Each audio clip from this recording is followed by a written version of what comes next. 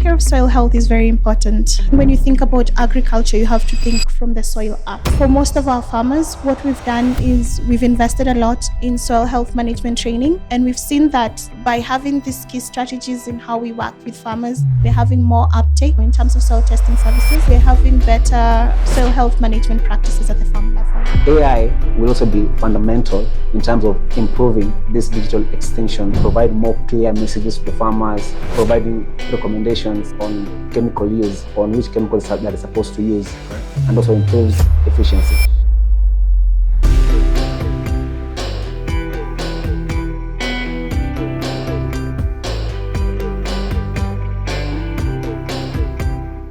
Well, everyone, welcome to the show. Great to be here. What keeps you interested or motivated to be involved in agriculture today? So I'm very passionate about smallholder farmers, but I'm also a really big science nerd. So I've always felt that there could be an integration where all the technologies and the science research should benefit the people that need it the most, as opposed to being stacked on shelves. So that gives me motivation. Awesome. For me, it's the hope that someday, somehow, there'll be no hunger in the entire world. That means the entire agricultural ecosystem will be working together perfectly, farmers earning good. That hope keeps me going. Some of our audience might not know or maybe not working on some of these issues. And so what is a smallholder farmer? So typically a smallholder farmer cultivates food on a smaller piece of land, so between up to 5 acres of land, and most of them are growing food for subsistence and selling to the local market. They do not grow using very large inputs, and they use their farms as their system of supporting their households. I think also they do mixed farming. They do a bit of subsistence farming, like grow maize, beans, and other crops just for their domestic use, but also do a bit of cash crops on the side just for sale as well. So they try to do all this just to juggle in between. And in Kenya, is there a lot of smallholder farmers? Is that the main? We have about 8 billion smallholder farmers in Kenya. Million. How many people are in Kenya? About 50 million. Okay. So it's a big chunk is smallholder farmers. Yes. And then also in sub-Saharan Africa, over 75% of agriculture is done by smallholder farmers. I want to understand a little bit about the work that you guys do. It's super exciting. You've each got unique focus. And maybe, Allan, do you want to tell us a little bit about your work and what you do? My company is called FarmIT. We are in the business of providing smallholder farmers with their precision advisory services. And also we also connect them to markets. One of the farm tools that we use is called Listra. Listra is more of a TikTok for farmers, where farmers can post their videos. Oh, wow. They can post their pictures. And then the other farmers in the same platform can comment, can share, or they can emulate those success stories. We also do what we call Sensei. Sensei is our other platform. For Sensei, it's a plant and disease detection tool where farmers can take a picture of the disease or pest that they have, and then the system will automatically analyze that disease, and then to give them the recommendations, both organic and chemical, and then to go further and recommend them to the nearest agrovet. The other tool we have is called the crop mapping tool. We're using different GIS systems.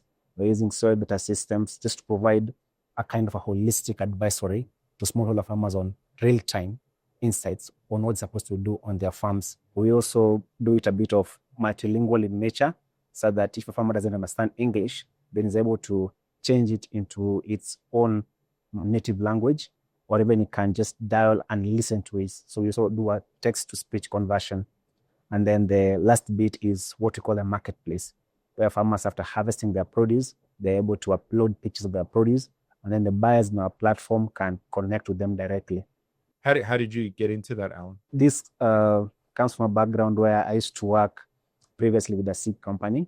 Okay. And during that enjoyable time, I used to see farmers complaining over and over again that really I'm buying this seed, let's say it's buying a hybrid variety of seed that is very expensive, he's using a lot of money on the inputs, but he wasn't getting the same result. Okay. I mean, and he's using a lot of money on the inputs. There was no growth to these farmers. So I said, let me start doing a bit of advisories. So what I did, I started with basic SMSs, but now I'm progressing towards more sophisticated and more precise knowledge for farmers. Josephine, tell us a little bit about your work.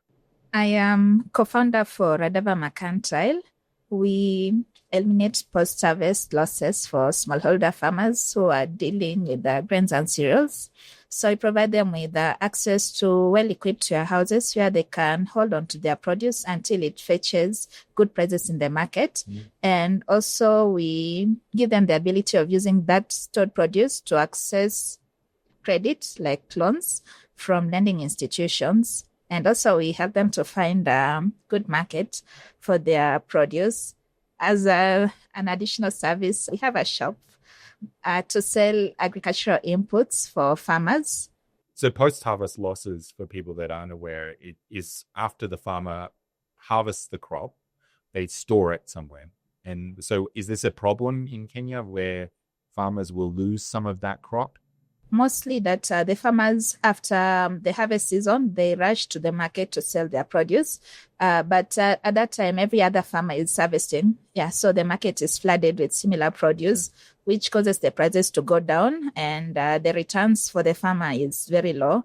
And also in our country, and in most places, it's a seasonal thing. So if you sell all your produce, there's going to be like hunger in the coming months. So storing it also prevents that. Yeah. What are the biggest threats to spoiling the produce? So is it pests? Is it mold? Like what happens to the produce that makes it go bad? It's a combination of many things. One is how you store it. So currently, most of the farmers store it in their houses at maybe a corner of their house or maybe a granary outside, but the conditions are not optimal to allow for longevity. The issue of aflatoxin, which contaminates especially grains, making it unsafe for consumption. And also there's pests and diseases. So for our storage, it's like a standard certified warehouse where it has optimal condition for storing. And also we store them in advanced bag called jute bag. It's different from other kind of bags. So it enhances the longevity of the grains. And also there's a continuous checking of the condition of the produce. Yeah. I think often, people forget that farmers are business people. Yes. And this is about profit because you're protecting the grain to then be able to go to the best price at market rather than the cheapest price when everyone is selling. So I think it's really key. And I think remembering that farmers are business people is very important for people when they ask how to support farmers, to think about farmers. Priscilla, tell us a little bit about your work. So my company is called Rhea. We are a soil health management company.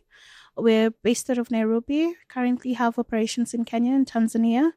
We manufacture devices that allow farmers to get on-site soil testing done at their farm level. We analyze for 7 parameters that make up a basic soil analysis. We also have recommendation software that utilizes the data from the devices that then provide recommendations on optimal fertilizer use. The recommendations would be on the type of fertilizer they should use, the rate and ratio of application. We also have a pH adjustment schedule that allows them to understand if they need to perform liming and how much and for how long. And we also provide 3 crop recommendations based off the specific region they're in, the season they're planting, and their soil data as well. Lease out our devices to agents that are then able to conduct soil analysis at the most local level, in a way decentralizing soil analysis from the fixed labs to more mobile and more accessible, especially for the smallholder farmer. With our devices and recommendation generation, we've been able to cut down the time it takes for soil analysis from about 14 days before they can conduct their soil test and receive results to just under 15 minutes. Time is money. And so that's absolutely amazing to get that time down. But also this information is helpful. I mean, soil is so important for a farmer. It's almost where their wealth is in many ways. So this also enables them to make precision adjustments. So tell us a little bit about how a farmer's responding to this. Taking care of soil health is very important. I think when you think about agriculture, you have to think from the soil up. So over the years, I think we've had so many strategies that come from the seed up. So we have hybrid seeds, and then we have how to get the seeds closer to the farmer. But with time and with the adverse changes in the climate, what we've done is we've invested a lot in soil health management trainings and in helping farmers, especially the smallholder farmer, understand the importance of maintaining and increasing their soil fertility.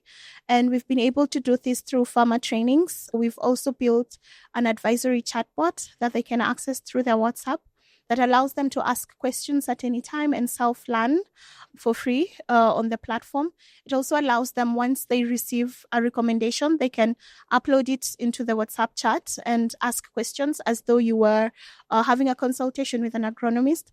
And we've seen that by having these key strategies in how we work with farmers and personalize each and every farmer's experience, we're having more uptake in terms of soil testing services, but more so, we're having better soil health management practices at the farm level. We've talked a little bit about agri-tech and AI. I guess AI is the new thing everyone's talking about, everyone's getting into. Where do we see the biggest impact for smallholder farmers on the continent from that perspective? I think AI plays a very crucial role in terms of advisories to farmers. It is bridging that gap, or traditionally, smallholder farmers rely on extension field agents. I mean, people who are employed by government to go to the farms, to each farm, and really provide recommendations. But the ratio is a bit too high.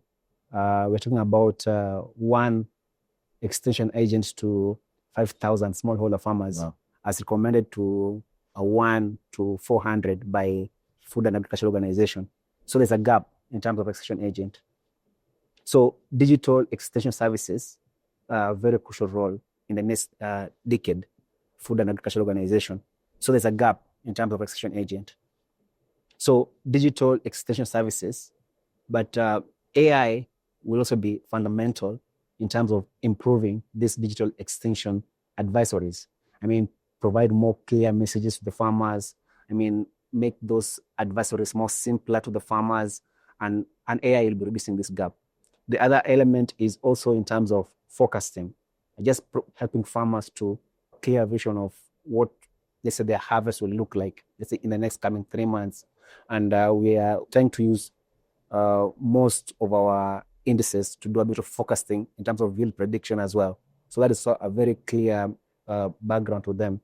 We also use AI also in terms of providing recommendations on chemical use, on which chemicals that they're supposed to use. Right. I mean, this one also reduces on their wastages and also improves efficiency. So I leave the rest of the word to answer.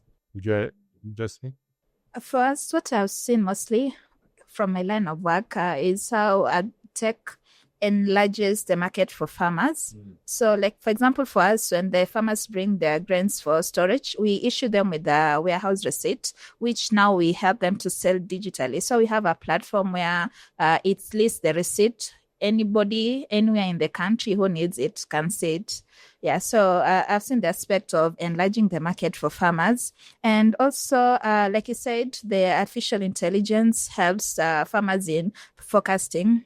On our end, we use it to forecast, predict prices based on the past trends. So we have data on prices of different crops like maize, beans from past years. And depending on trend, AI helps us to analyze and possibly predict the harvest for the potential income or the prices for their harvest, so they know what to expect. If you sell it in April, this is the price you're likely to get for your bag of maize. If you sell it in August, this is the price, so they know the optimal times to sell their crops. Priscilla, I'm going to ask you, you've been working a little bit on data and the access to data. So why do you think data is so important for farmers? Like, what's the critical role there, and how does it fill a gap? So over the years, we've had a lot of data collected on farming systems. And a lot of this research is really focused on different improvement strategies to increase yield, to better manage farms. But then we find that after specific studies are done, the data is put in really pretty reports and put on a shelf. But then all this data that is collected from these smallholder farmers never goes back to the smallholder farmers. So it will influence policy, but we do understand that there's also a leakage in policy. So even the benefits that they expect to get, they may not get. So what we've done with data is we've collected all this research data that has been collected over the years and over different periods of time. And now we've put it in a model that makes it actionable for the farmers now. Because what we find is with this data, if the farmers are not able to use it and change some of the key practices that they should at this level, they just keep making the climatic or environmental situation worse. And then it becomes worse for them economically and also in terms of food security. When we think about the different aspects of data, so not just scientific data, but also in terms of market data and everything else, I think the utilization of data now is making it easier to empower smallholder farmers in an all-round type of way, from an environmental perspective to a yield perspective to a market perspective. What's one of the challenges that you're seeing at the moment from a data technology? Is there a gap at the moment that you're struggling with? Or when you're using machine learning, one of the biggest challenges that we're facing with currently right now with our ecosystem is the fragmentation of the data and also the sparsity of the data. So the data is very fragmented and sparse, and then also different data has been collected for very different objective projects. So there's no uniformity in either timelines of collection or in the purpose of the collection and the specific parameters analyzed. So when it comes to utilizing the data, we have so many gaps. So we are forced to either have larger data sets than we would ideally. But then at the same time, even getting the data sets becomes a problem because most of them are not open. They're not open access. And some of the organizations so we do find like some of the organizations that have conducted a lot of research then retain the data and they don't make the data available to potentially maybe other scientists or entrepreneurs in the space that could then utilize that data to make it more actionable and beneficial to the farmers with whom the data was made for. Anything you guys would add? Yeah, also, I think also on matters policy for data, when we want to get access to data, let's say from farmers, let's say from other agricultural stakeholders, there are a lot of laws that are coming in that actually are hindering entrepreneurs from getting this data. Now they're talking about some policies on really how to access this data. Before you actually talk to the customer, you need to get consent from the customers or from the farmers, from other stakeholders. So there are a lot of hurdles that are being created, especially now when we talk about using AI. Priscilla has also talked about data gaps when it comes to the different models that we create when we want to create our AI service tools. So we have a bit of models that we are trying to refine these models. Yeah. And it becomes a bit tricky when you still don't have a large kind of data set, really train your models so they can give farmers more precise kind of actions. Yeah, so I think those are the two major areas. I mean, I think that's always a challenge because there's also a catch up with new technologies where the policies are not there to support, and so it can sometimes be taken in different directions. Let's talk a little bit about successes. You guys are all doing amazing work. What's something that you're really proud of since you started working with smallholder farmers? Do you want to go first? The success also is seeing increase in the earnings of farmers by 30% for those who opted to use the storage services. Yeah, but the one which I'm most proud of personally, a bit history, like Kenya is coming up with the commodity exchange. It's presently underway. And for the commodity exchange to work, it needs the warehouse receipt system. So somehow we were like, because of the work we do, you are appointed to sit in the steering committee to oversee that the project is implemented. So first, it's a big win. It means there's something we are doing right.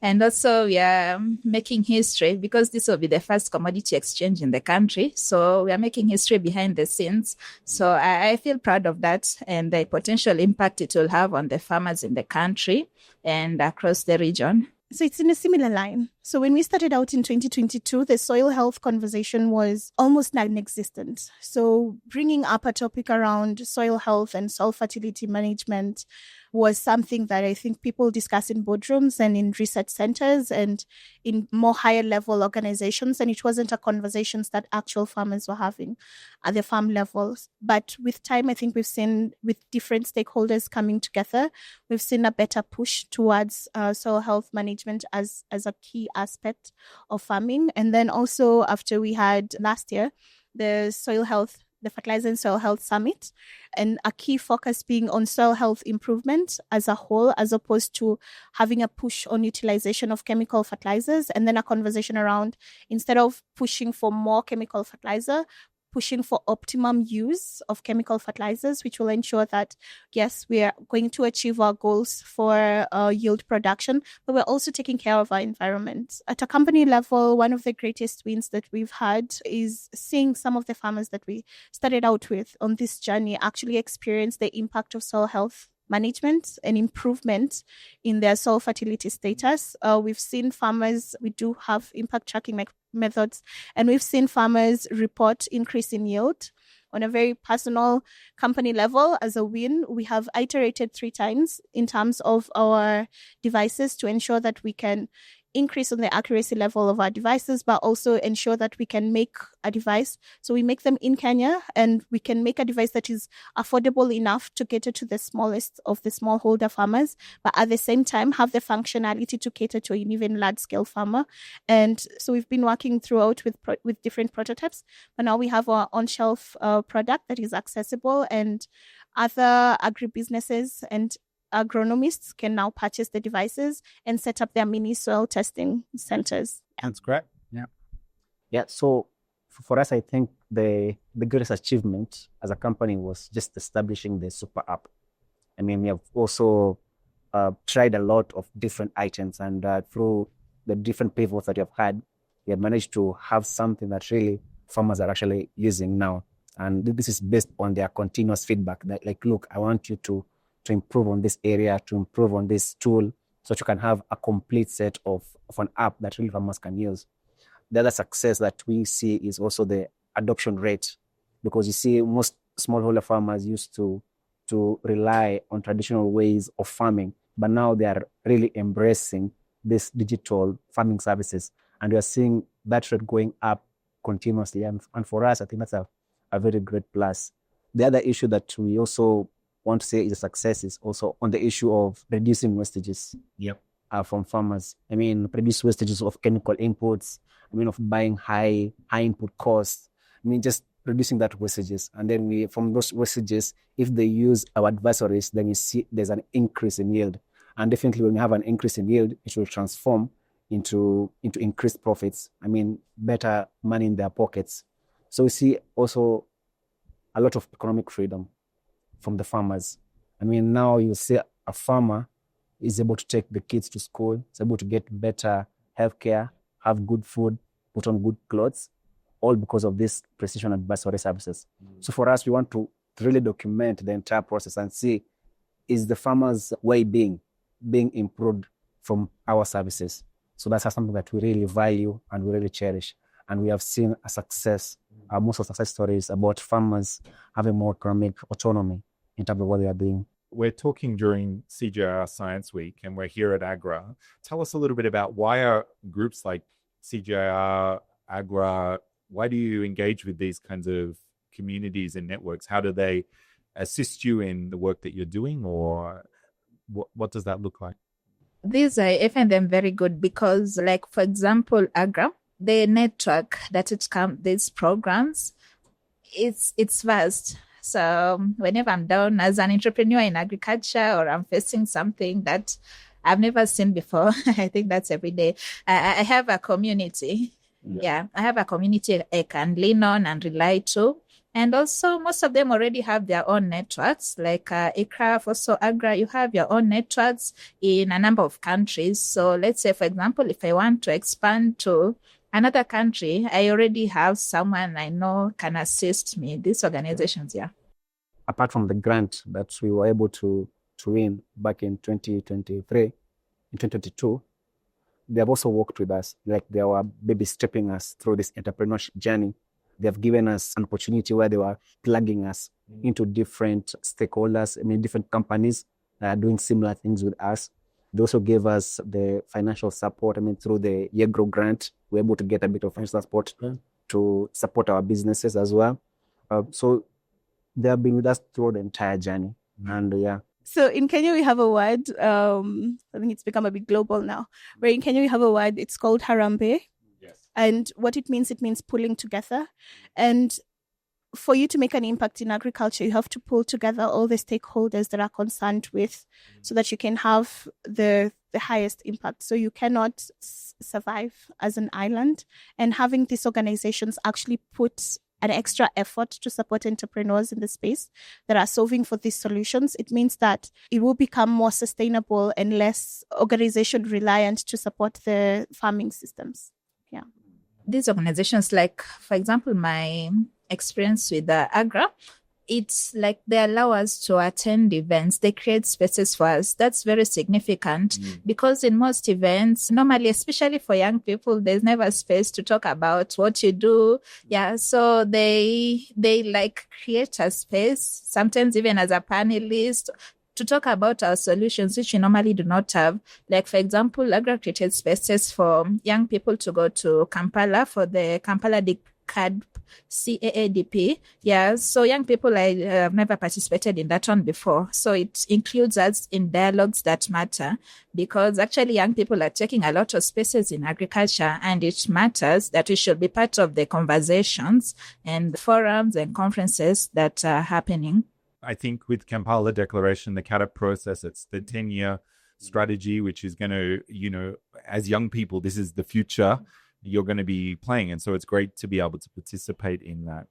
This is a fascinating conversation. There's lots we could dig into, and it's so great. If you're listening and you have not engaged with the African Food System Forum and the work that AGRA does with young agri-preneurs, you should check it out, because we're having just a short conversation here with 3 of you, but each of you we could deep dive so far.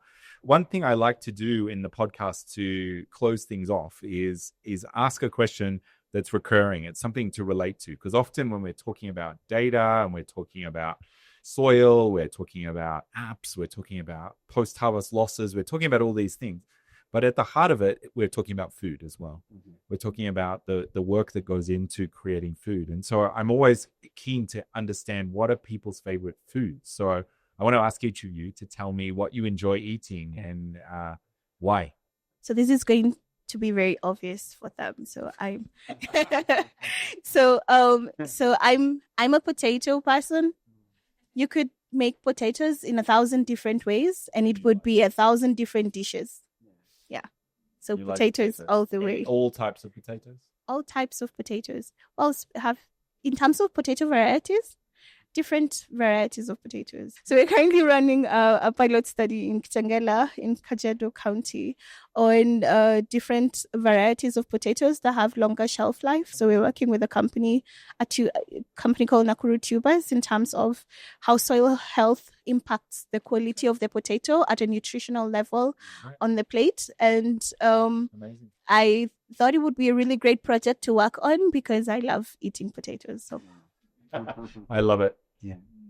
I don't know the name. Okay, the closest is githeri, but it's not actually githeri. So you boil maize, you boil beans, and then you boil groundnuts, and you mix them together. Wow. That is 70. If you've tasted githeri, this one is nothing compared to it. So it's so sweet. The groundnuts is the secret ingredient. Yep. So then you cook them together. If you don't have groundnuts, add peanut butter to the githeri, the maize and beans, and it's heaven.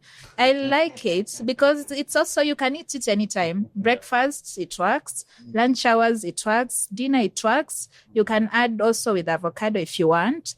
And also, it's very nutritious and it holds the stomach. One meal, you can go for like 8 hours, you don't feel nothing. Yeah. For me, I think I just stick with my traditional food that I like so much. It's ugali samaki. It's corn flour that has been stirred and then it has been prepared. And then we also have a fish that has been prepared nicely, especially the tilapia fish. So I like the ugali and tilapia fish. What's your favorite food? Me, I'm a big fan of lots of different things, but I'm doing a lot on beans. So I cook a lot of beans, but also pizza is my favorite. I have a pizza oven. I like getting the dough right. I have sourdough and then just different ingredients. But my favorite fruit would be figs at the moment. We have a fig tree and it's full of figs. Wow. And so, because I live in Australia, it's the season. So it's delicious. Figs are just, there's lots of things you can do with them. Yeah. So, wow. But thank you. Well, thank you guys for joining me on the show. It's such a pleasure to engage with you. So I wish you all the best in the work that you're doing. And it's really critical. And thank you for doing it and for the conversation today.